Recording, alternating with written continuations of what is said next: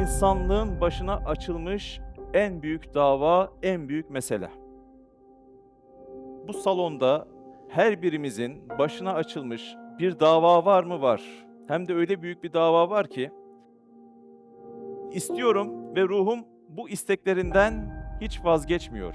Ruhumun istek ve arzularını, aklımdan geçenleri karşılamak noktasında, değil mi? Bunlar fıtri şekilde geliyor ve karşılamak için ben bu dünya hayatında zorluklar yaşıyorum. Bu arzular, bu ihtiyaçlar ruhunda senin için kaldırılmaz bir yük oluşturur mu yine? Yine oluşturur. İşte buna karşı en metin bir dayanak noktası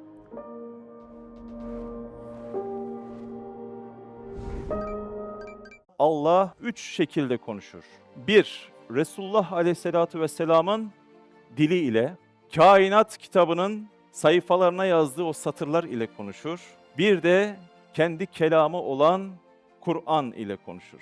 Şimdi bizler hayat içerisinde gördüğümüz, maruz kaldığımız, yaşadığımız hadiselere bu bahsetmiş olduğum konuşanlardan aldığımız nasihatler ile, mesela kainat sayfasından çıkarabildiğimiz dersler ile baktıkça o hadiseler biraz daha aydınlanıyor.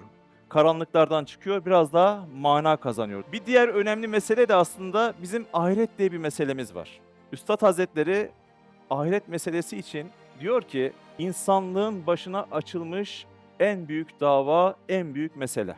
Bu salonda her birimizin başına açılmış bir dava var mı? Var. Hem de öyle büyük bir dava var ki, Üstad Hazretleri sonsuzluğu kazanmak ve kaybetmek, yani ahiret davası diyor. Demek ki bizim ahiret diye bir meselemiz var. Bizler ahiret meselesine dahi bile Kur'an ışığında baktıkça bizim için ahiret daha anlaşılır bir hal alıyor.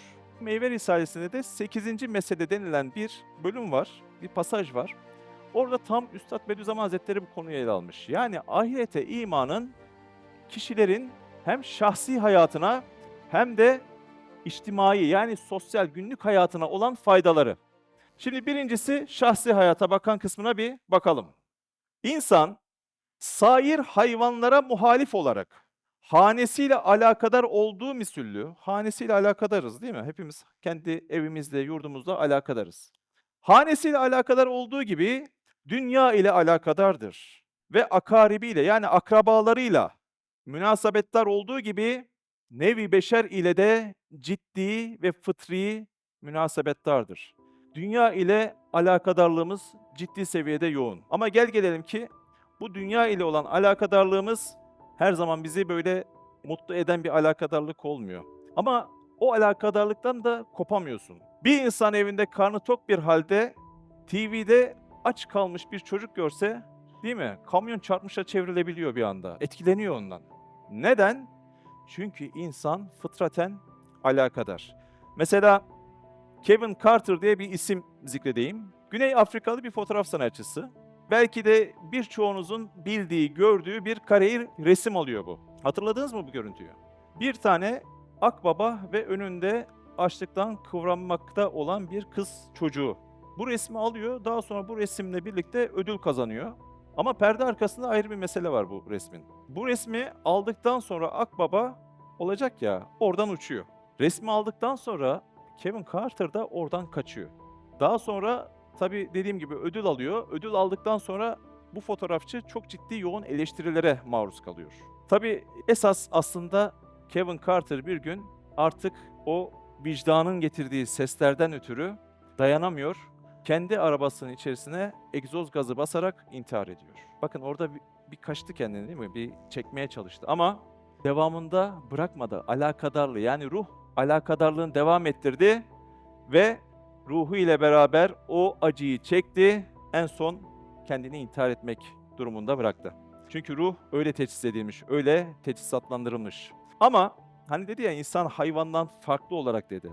Bir hayvanı düşünelim. Mesela bir koyun yanı başında kuzusu kesilecek olsa, kendi kuzusunu kesecek olsanız birkaç dakika sonra normal hayatına devam eder. Ne yapar? Otlamaya, otunu yemeye devam eder. Yani hayvanda öyle bir hissiyat yok ama insan fıtraten hanesiyle alakadar, bulunduğu toplumla alakadar, dünya ve kainat ile alakadar diyor. Devam ediyor. Ve bu dünyada muvakkat yani geçici bekasını arzuladığı gibi bir dar-ı ebedide yani sonsuz bir mekanda bekasını yani sonsuzluğunu aşk derecesinde arzuluyor. Bu alakadarlığıyla beraber.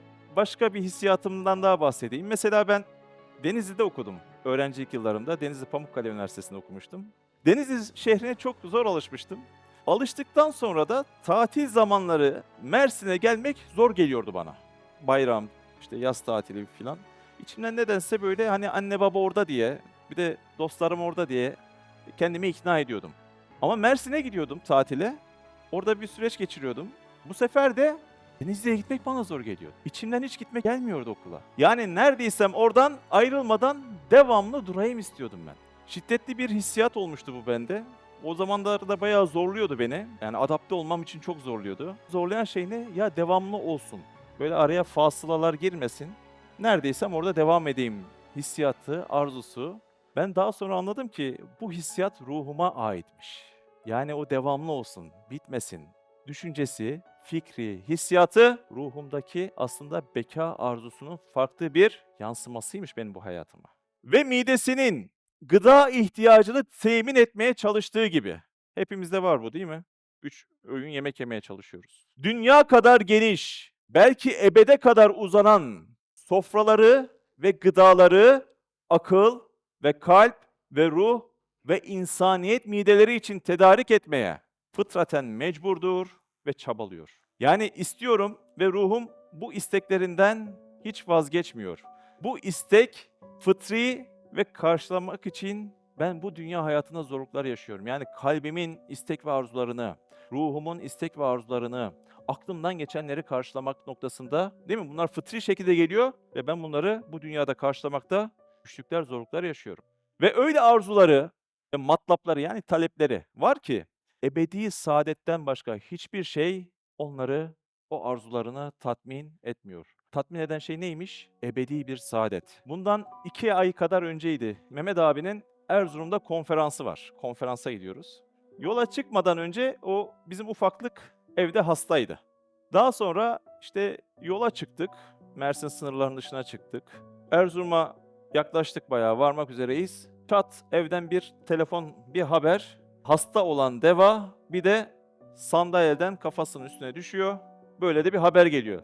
Şimdi o an babasın. İster istemez insani olarak bir takım kaygılar duyuyorsun. Yani çocuk kafasının üstüne düştü diye haber geliyor evden. Şimdi bana sorun bakalım, acaba çocuklarım ile, sevdiklerim ile alakalı böyle bir şeyi bir daha yaşamak ister miyim? Ya da böyle bir anın devamlı olmasını ister miyim? Değil mi? O musibetli, o sıkıntılı anların devamlılığını istemez mantık olarak. Hissiyat olarak da istemez asla. Demek ki bu hayatta depresyonlar, buhranlar ile, endişe ve kaygılar ile de bizim günlerimiz geçebiliyor. Ben ruhuma bakınca huzurlu, mutlu, sevinçli anlarımın devamlı olmasını istiyorum. Bana sevecen gelen, beni o sevecenliğiyle besleyen anların devamlı olmasını istiyorum. Bir de bunu bütün ruhumla istiyorum. Yani sadece belli bir kıstasa sıkıştırıp belli bir zaman diliminde istemiyorum. Bütün ruhumla, bütün zamana yayılsın istiyorum. Mesela daha demin ekranda gördüğünüz evlatlarımla, anne babamla, eşimle, bu hizmet-i Kur'aniye'de beraber bulunduğum ve onur duyduğum kıymetli abilerimle, kardeşlerimle hep lezzetli bir hayat istiyorum. Bu dünyada kimseye bu mümkün olmamış. Bana da olmadı.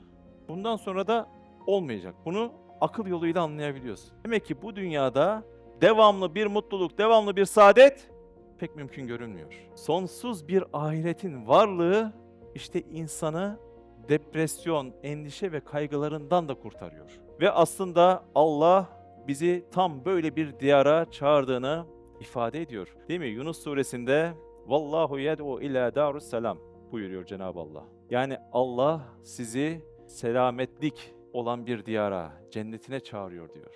Ayet, yani demiştik ya, Allah bize Kur'an'la da konuşuyor. Cenab-ı Allah konuşuyor ve işaret ediyor. Allah sizi çağırıyor diyor. Hatta 10. sözde işaret edildiği gibi bir zaman küçüklüğümde hayalimden sordum. Buraya çok dikkat edelim. Üstad Hazretleri küçük yaşlarda, daha o yaşlarda hayalinden soruyor. Sana 1 milyon sene ömür ve dünya saltanatı verilmesini, fakat sonra ademe yani yokluğa ve hiçliğe düşmesini mi istersin? Birinci şık. 1 milyon sene dünya saltanatı. Yani herhangi bir köyün, kasabanın, şehrin ya da ülkenin saltanatı değil. Dünyanın saltanatı verilecek. Hem de ne kadar? 1 milyon sene. Hem de bu saltanatın içerisinde ne var? Herhangi bir elem ve kederin nesamesi bile okunmayacak. Sürekli mutluluk. Ne istersen verilecek. Ama 1 milyon seneden bir gün sonra ademe, hiçliğe gideceksin. Bunu mu istersin? Yoksa baki fakat adi ve meşakkatli bir vücudu mu istersin? Dedim. Baktım ikincisini arzulayıp birincisinden ah çekti. Cehennem de olsa beka isterim dedi. Peygamber Efendimiz Aleyhisselatü Vesselam bir hadis-i şerifi var. Abdullah İbni Mesud rivayet ediyor. Taberani'de geçiyor. Hadis-i şerifte Efendimiz Aleyhisselatü Vesselam bir yerde şöyle bir ifade kullanıyor. Diyor ki cennet ve cehennem ehlini anlatıyor. Cennet ehlini anlatırken şu ifadeleri kullanıyor. Velev kîle li ehil cenneti inneküm mâküsûne biha adede külli hasetin velev kîle li ehli cenneti. Cennet ehline de denilseydi. Siz cennette dünyadaki çakıl taşlarının, kırık taş parçalarının adetleri kadar sene kalacaksınız. Sonra bitecek, bu cennetin sefası kapanacak. Nihayet bir gün bitecek miymiş? Vah diye üzülürlerdi. O kadar uzun seneler kalacağız diye sevinmezlerdi. De sonu gelecek diye mahzun olurlardı. Demek ki cennet ehli, onların ruhu dahi bile ebed diye programlanmış, fıtrata yerleştirilmiş bu. Kabul etmiyor fıtrat. İşte madem mahiyeti insaniyenin bir hizmetkarı olan, yani bizim özümüzün hizmetkarlarından bir tanesi, bir hizmetkarı olan kuvve-i hayaliye, yani bizim hayal duygumuz. Bu dünya lezzetleri onu tatmin etmiyor. Bizim hayallerimizi tatmin etmiyor bu dünya bir bütün. Elbette gayet cami, mahiyeti insaniye ebediyetle fıtraten alakadardır. Bu nasıl belli? Yani bu dünya bizi tam tatmin etmediği nereden belli derseniz. Şimdi yaş kaçtı hocam? 28. 29 yıl önce anne karnındayken hatırla. Yine gözün, dilin, ellerin, doğru mu? Ayakların bulunduğu yerden lezzet alıyor muydu sence? Anne karnındayken. Almıyordu. O karanlık yer elini, gözünü, dilini, ayağını tatmin edemiyordu. Bak, onların mahiyeti o daracık, kapkaranlık dünya için değildi. Ondan dolayı da orada kendilerine ait lezzeti alamıyorlardı. İşte ruhun da bu karanlıklı dünya için değil. Dolayısıyla dünyaya ait bizim lezzet olarak sandığımız şeyler bizim ruhumuzun lezzeti sayılamaz. O yüzden tatmin olmuyor ruh. Değil lezzet almak, bitmesiyle, terk etmesiyle lezzetten çok elem veriyor, elem. Yani dünyada bizim lezzet alacağız diye peşinde koşturduğumuz birçok şey devamlı olmadığından dolayı, ama bizim ruhumuz da bekasını arıyor, değil mi? Devamlılığını arıyor. Bunu karşılamadığından dolayı bu dünyadaki lezzetler lezzetten çok bitmesiyle bize elem veriyor, acı veriyor.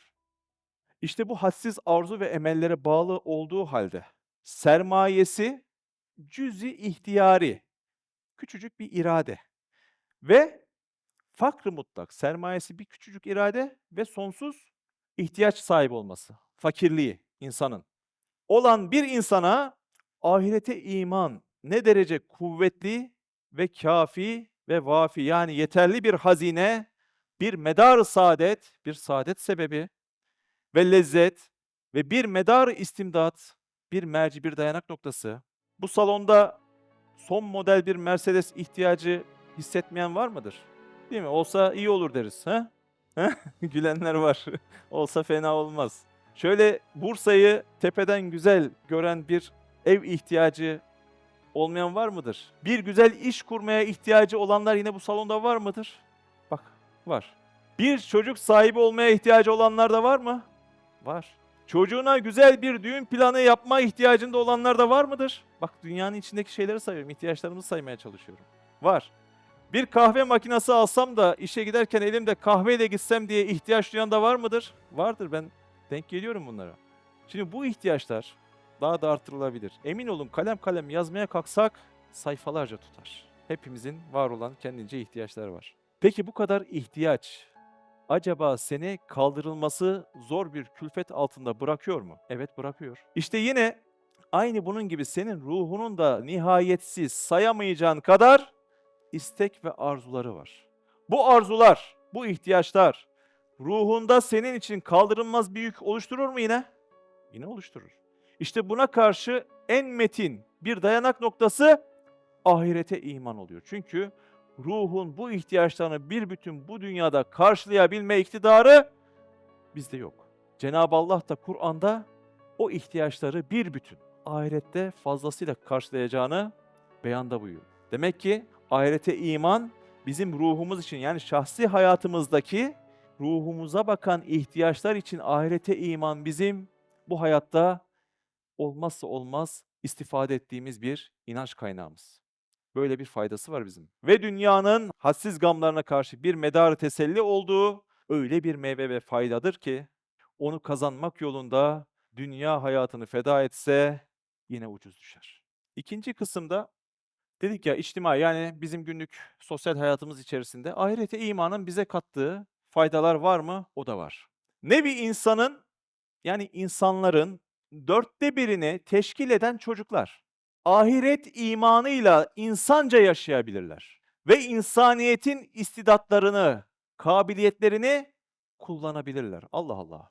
Çocuklar ancak ve ancak ahirete iman fikriyle, düşüncesiyle, inancıyla insanca yaşayabilirler. Ciddi bir iddia.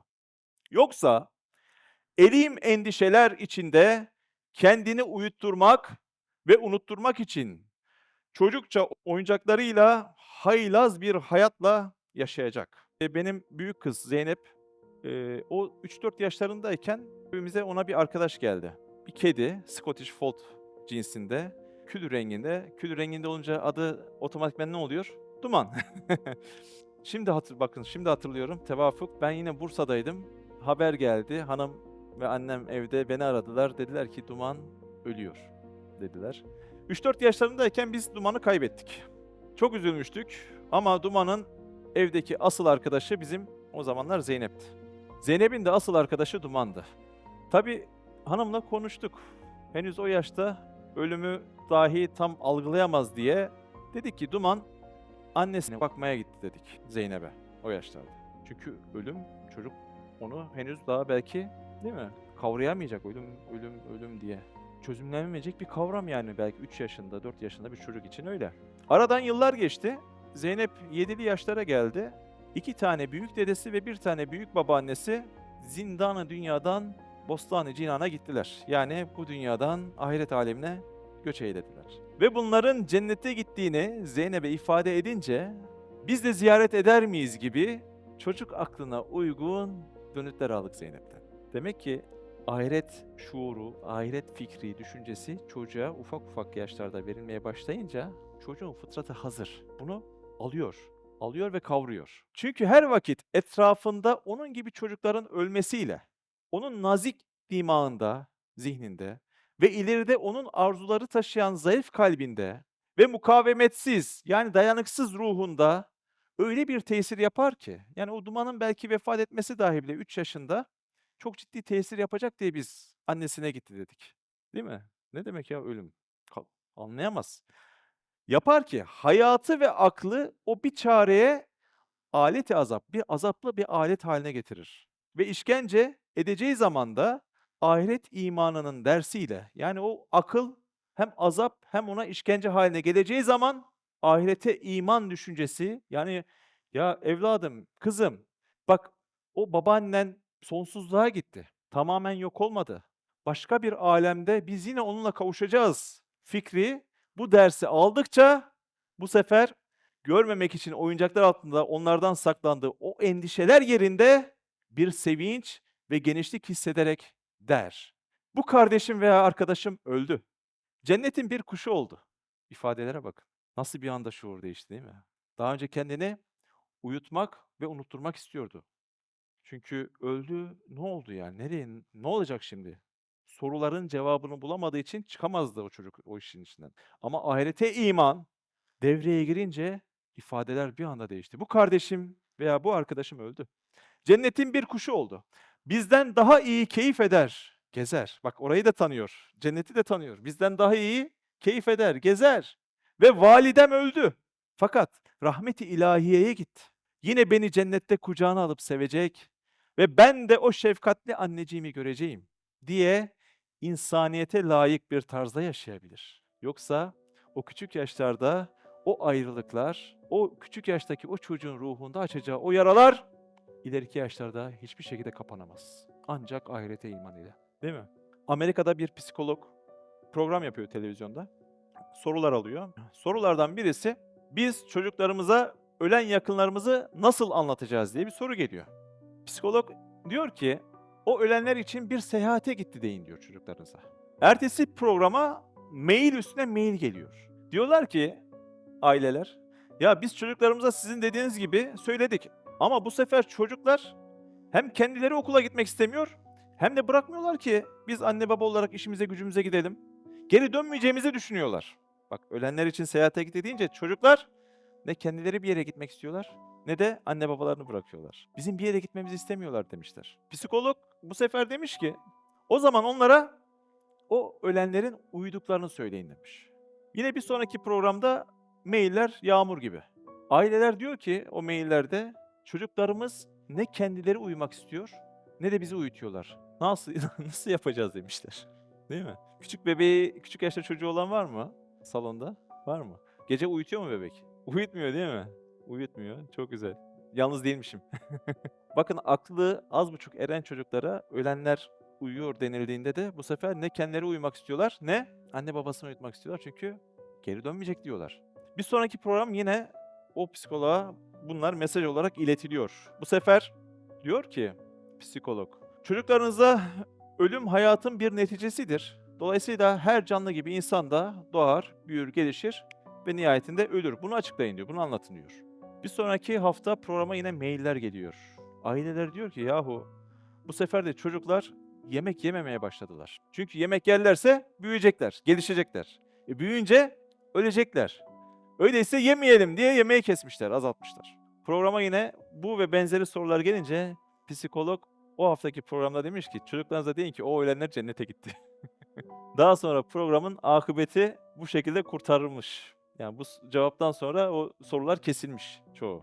Neden peki, yani neden böyle olmuş? Ya çocuk fıtratı en temiz fıtrattır. Doğru mu? Çoğumuz böyle yanımızdaki kardeşimiz olur, evladımız olur, yeğenimiz olur falan. Baktığımız zaman bunu hissederiz. Ya bu en temiz fıtratta şu anda diye. İşte siz onun fıtratında kabul edeceği şekilde cevaplar verirseniz, bak 3-4 tane cevap denedi psikolog, tutmadı. Onun fıtratında kabul edeceği şekilde cevaplar verirseniz, bu şekilde yaklaşımlarda bulunursanız kabullenmesi daha çabuk ve daha kolay oluyor. Bu tür zor günleri geçiriyoruz maalesef. Son bir kısım daha var, aile hayatı. Ahirete imanın, aile de değil mi toplumun en önemli yapı taşı diyoruz. Yani böyle dillerimizden düşmeyen bir tanım. Aile nedir? Toplumun en önemli yapı taşı. Gerçekten de öyle. Muhafaza edilmesi gereken, korunması gereken bir yapı aile. Dolayısıyla bununla ilgili ben birkaç araştırma yaptım. TÜİK verilerine göre Türkiye'de 2024 yılında kıyılan nikah sayısı 569.983.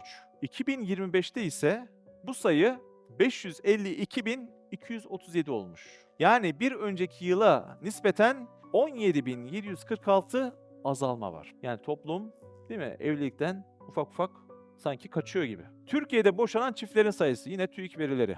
Boşanma. 2024 yılında 188.963 iken 2025 yılında 193.793'e yükselmiş boşanma. Aşağı yukarı binde 25 artmış. Yani bir önceki yıl 1000 ise 2025'te 1025 tane boşanma olmuş gibi düşün. 2025 yılında 191.371 tane çocuğun velayeti verilmiş. Ciddi rakam değil mi? Bak, çocuk velayeti. Neredeyse bir ilçe kadar. Ve yine bu araştırmalarda boşanmaların %34'ünün ilk 5 yılında gerçekleştiği neticesi çıktı. Evlenen bireyler 5 yılı doldurmadan biz bu işi bitirelim demişler. Araştırmalarda bu boşanmalara temel neden olarak ekonomik sebepler, stresli bir hayat olması, hızlı yapılan evlilikler olduğu dikkat çekmiş. İletişim sorunları, taraflar arasındaki iletişim sorunları, bu gibi başlıklar başı çekmiş. Yani hep baktığın zaman dünyevi sebepler ağırlıklı ön planda. Eşim beni sabah namazına kaldırmıyor, kaç defa söyledim diye bir boşanma neticesi herhalde yok gibi bir şey. Yani ahirete bakan, değil mi, İnsanın manevi hayatına bakan sebeplerden dolayı yok. Hep dünyaya bakan sebeplerden dolayı. Çünkü yuva kurarken aslında en çok nazar edilen meseleler dünyevi özellikler oluyor toplumda. Onlarda ne oluyor? O dünyevi özellikler çabuk tükeniyor. Yani güzellik ön planda olabiliyor. Mesela çift maaş meselesi bunun hesabı ön planda olabiliyor evlenirken. Baktığınız zaman dünyaya baktığı için çabuk tükenip bitiyor. Sevgi de aynı şekilde o hızla bireyler arasında çok hızlı tükeniyor. Oysa aslında bunun dahi merhemi tarafların, bireylerin ahiret imanını geliştirmesi ve bu çizgide beslenmesiyle alakalı. Yani bunun merhemi dahi buralarda. Şimdi birkaç satır okuyacağım. Lütfen dikkat edin. Çok önemli kelimeler. Salonda evli olan kimler var? Şöyle bakayım kaç kişiye hitap ediyoruz. Satırlara biraz dikkat edelim. Aile hayatı, ahirete imanın oraya dahi bile bir katkısı var mı ona bakıyoruz. Bak şimdi. Hem her insanın küçük bir dünyası, belki küçük bir cenneti dahi kendi hanesidir. Eğer imanı ahiret, ahirete iman, o hanenin saadetinde hükmetmezse, yani ahirete iman meselesi o hanenin bireyleri arasında yer etmezse, o aile efradı, fertleri her bir şefkat ve muhabbet ve alakadarlığı derecesinde birbirine karşı elim endişeler ve azaplar çeker. Çünkü ahirete iman yok. Ben bunu bu kadar çok seviyorum. Ayrılacağız. Bunun azabı, endişesi doğru mu? O ölçüde de o kişiyi sıkıntıya sokar. O cenneti, o hane cenneti cehenneme döner veyahut muvakkat yani geçici eğlenceler ve sefaatlerle aklını tenvim edip yani uyutup, uykuya sevk edip o şekilde kendini uyutur. Ben öyle ailelere denk geldim ki evin babası oturma odasında büyük ekranda, kendi dizisinde ya da kendi maçında. Evin annesi mutfaktaki ekranda, o kendi dizisinde. Evin oğlu o ayrı salondaki televizyon gerçekten ya da bilgisayarında. Yani herkes kendi dizisinde, yani uyutacak şeylerle, birbirleriyle diyalog gitgide azalmış. Öyle mi? Öyle. Belki sofrada bile bir araya gelmeleri zor oluyor. Şimdi bu ailenin devamlılığı, toplumun en kıymetli yapı taşı olan bu aile mefhumunun devamlılığı ne ölçüde devam edebilir? Eğer ahirete iman o haneye girse, şimdi ikinci seçenek, ahirete iman devreye girdi. Birden ışıklandıracak ortamı, o zulümatı dağıtacak, karanlığı ortadan kaldıracak. Ortalarındaki münasebet, yani o birbirlerine karşı olan ilişkileri ve şefkat ve karabet, yani yakınlığı ve muhabbet, kısacık bir zaman ölçüsüyle, yani şu dünya hayatı ölçüsüyle, mikyasıyla değil, belki dar ahirette, saadet-i ebediyede dahi o münasebetlerin devamı ölçüsüyle samimi hürmet eder, sever, şefkat eder, sadakat eder, kusurlarına bakmaz gibi ahlak yükseklenir. Hakiki insaniyet saadeti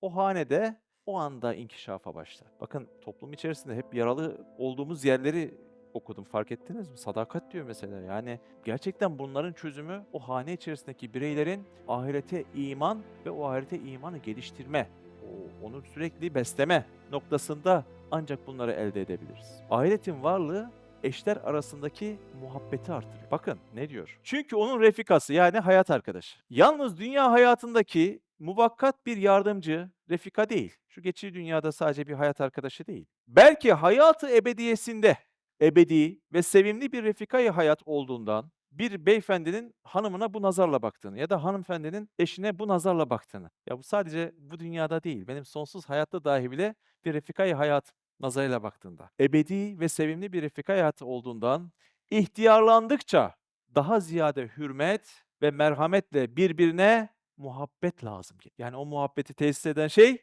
o ahiret, o sonsuz hayatta bir arada olma düşüncesi. Ve o hane, aile hayatının hayatı ve saadeti ise samimi ve ciddi ve vefadarane hürmet ve hakiki ve şefkatli ve fedakarane merhamet ile olabilir. Birbirine karşı, birbirine anlayışlı olacak, merhametli yaklaşacak. Ancak böyle olabilir o saadet. Ve bu hakiki hürmet ve samimi merhamet ise nasıl ortaya çıkacak bu? Ebedi bir arkadaşlık ve daimi bir refakat ve sermedi yani sürekli, devamlı bir beraberlik ve hadsiz zamanda ve hudutsuz bir hayatta birbiriyle pederane, ferzandane, kardeşane, arkadaşane münasebetlerin bulunmak fikriyle ve akidesiyle olabilir. Mesela der, bu haremim ebedi bir alemde, ebedi bir hayatta daimi bir refikayı hayatımdır. Şimdilik ihtiyar ve çirkin olmuş ise de zararı yok. Allah Allah. Zahmet veriyorsa, hastaysa zararı yok. Çünkü ebedi bir güzelliği var, gelecek. Ve böyle daimi arkadaşlığın hatırı için ahirette bir arada olacağız. Ve bunun hatırı için her bir fedakarlığı ve merhameti yaparım diyerek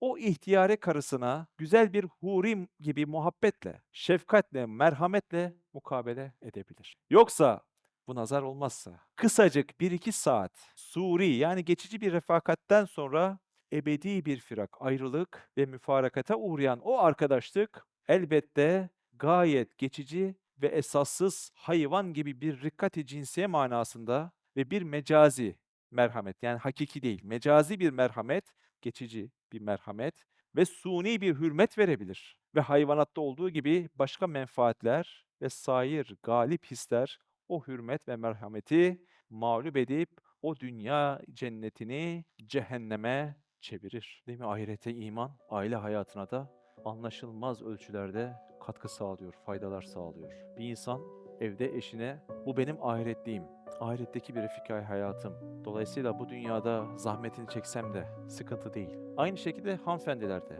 eşi için. Biz bununla ahirette de bir arada olacağız. Bizim muhabbetimiz orada da devam edecek. Nazarıyla hanımefendiler de işlerine öyle baktıkça, onun kahrını, onun zahmetini o düşünceyle çektikçe bu dünya hayatında dahi bile o külfet azalacak. Her şey geçiyor bu dünyada, her şey geçiyor. Çok heveslendiğimiz 0 kilometre araba bir ay sonra kirlenmiş mi, kirlenmemiş mi umurumuzda olmuyor. Çabuk geçiyor değil mi? Lezzeti bitince ilgisi de onda hemen kişide geçiyor. Çok manalar yüklenilen, nikahta giyecek olduğu o gelinliğe düğünü öncesinde ne kadar çok ihtimam göstersen de ona olan hevesin de nikahtan sonra birkaç saat içerisinde o da geçiyor. Ama başka hevesler devam ediyor. Yani murad ettiklerin tamamen bitmiyor bu dünyada. Arzuların, isteklerin bir külli sönmüyor. Yine yeni bir araban olacak. Kurduğunuz yuvalara bir bebek bekleyeceksiniz mesela. Başka bir arzu, başka bir istek, başka bir talep. Ama onlar da geçecek, eskiyecek. Ama yine taleplerin bitmeyecek. Ne kadar çok şey eskiyip geçse de